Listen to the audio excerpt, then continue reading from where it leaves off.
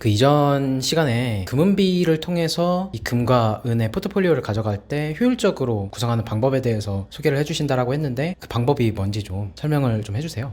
네, 저희가 금과 은에 대해서 얘기를 하고 있는데요. 이제 금과 은을 어떤 비중으로 이제 투자를 할 것인가, 제가 전체 포트폴리오에서 10% 정도를 실물로 이제 투자를 하자라고 얘기를 드렸잖아요. 근데 그 10% 안에서 금과 은의 비중을 어느 정도로 조절하는 게 좋을까? 그리고 그거는 또 시기에 따라 다르겠죠. 그래서 간단하게 이제 제가 먼저 설명을 드릴 수 있는 게 금은비 차트예요. 그래서 금은비 차트라는 거는 골드와 은의 그 상대적인 비율을 가지고 차트로 그린 거기 때문에 금은비 차트가 상승하는 구간에는 은보다 금이 더 가파르게 상승을 하고 금은비 차트가 내려가는 기간 동안에는 금보다 은이 더 가파르게 상승을 하겠죠. 근데 우리가 이 금은비 차트를 단순히 그냥 차트 분석으로 볼 게 아니라 금과 은은 이제 다른 자산과 다르게 이 경제 시스템의 어떻게 보면 근간이라고 볼 수 있는 자산이기 때문에 좀 남다른 시그널들을 좀 파악을 해볼 수가 있어요. 그래서 우리가 이제 단기적인 흐름이 아니라 뭐 10년, 20년 이상의 아주 장기적인 흐름을 쭉 파악을 하다 보면 이 경제 사이클과 금은비 차트 그리고 금과 은의 시세가 좀 절묘하게 연동이 되어 있는 걸 좀 알 수가 있는데요. 제 금이 상승할 때, 은이 상승할 때, 금과 은의 상승의 또 비율, 금은비에 따라서 실제 경기 사이클이 어떤 상관관계가 있는지를 좀 알 필요가 있어요. 그래서 보통 우리가 좀 경제 위기를 기점으로 좀 파악을 해보면 보기 편하겠죠. 그래서 최근에 우리가 겪었던 이번 2000년도 전염병으로 기인한 경제 위기, 그리고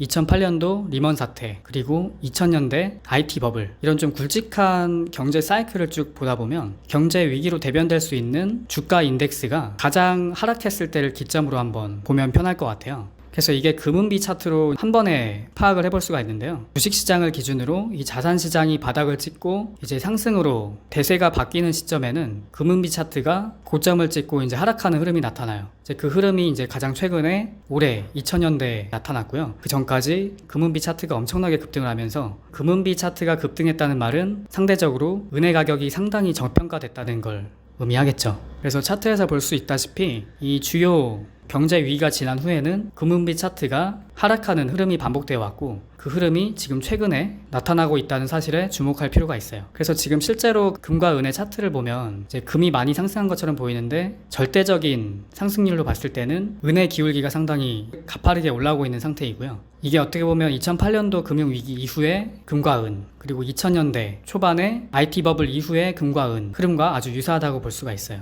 그래서 이런 흐름들이 금보다 은의 상승이 더 가팔라지고 있는 시기라는 걸 의미하고, 이제 은의 속성을 보면 단순히 뭐 투자적인 속성뿐만 아니라 산업재로서의 속성을 많이 띠고 있는데, 산업적으로 은의 수요가 경기 호전에 따라서 증가할 수밖에 없는 이유를 뭐 물리적인 은의 속성에서도 좀 찾아볼 수가 있어요. 이제 우리가 흔히 뭐 전기 제품을 보면 그 안에 뭐 구리가 많이 들어가는데 이제 가격 대비 성능이 좋기 때문에 쓸 뿐이지 이 전기 전도도를 따졌을 때는 은이 사실 가장 높거든요.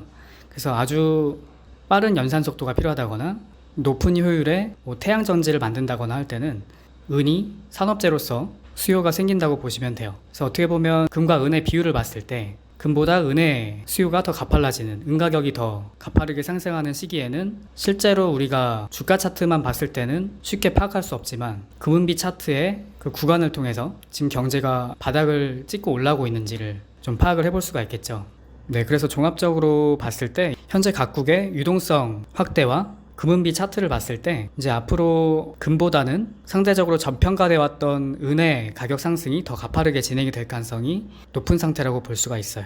그럼 말씀해 주신 걸로 들으면은 금과 은이 서로 동떨어져서 다른 자산이 아니라 서로가 연결되어 있고 이게 시장 사이클과 같이 맞물리고 있는 것처럼 느껴지네요. 그런 게. 네, 맞아요. 그래서 이제 금과 은은 단순히 그냥 자산에 대한 흐름에 따라 투기적으로 접근할 대상이 아니라 이제 우리 경기 사이클의 근본에 가까운 자산이라고 이제 보시고 접근하시는 게 좋아요. 이제 달러 인덱스도 좀 같이 볼 필요가 있을 것 같아요. 이제 우리가 사는 이 경제 시스템을 운용한다고 봤을 때 위기가 닥치면 당연히 극복하려고 뭔가 해결책을 제시를 하겠죠. 이제 그런 해결책 중에 하나가 어떻게 보면 이제 유동성 공급이라고 볼 수가 있어요. 근데 유동성 공급이라는 말의 다른 의미는 기축통화 달러의 화폐 공급이라고 이제 보셔도 되는데요. 그럼 이제 달러의 유동성이 이제 확대된다고 봤을 때 상대적으로 달러 가치는 하락을 하겠죠. 그래서 경제 위기가 촉발된 시점을 기준으로 달러 공급, 유동성 확대를 통해서 시장에 돈을 공급하면서 그 위기를 이제 극복하는 형태가 이제 반복적으로 진행이 된다고 봤을 때 일시적으로 위기 전후로 달러의 수요가 단기적으로 증가되다가 금의 수요로 이제 전환이 되고 금이 먼저 이제 무겁게 움직이는 흐름이 나타나고 그 뒤이어서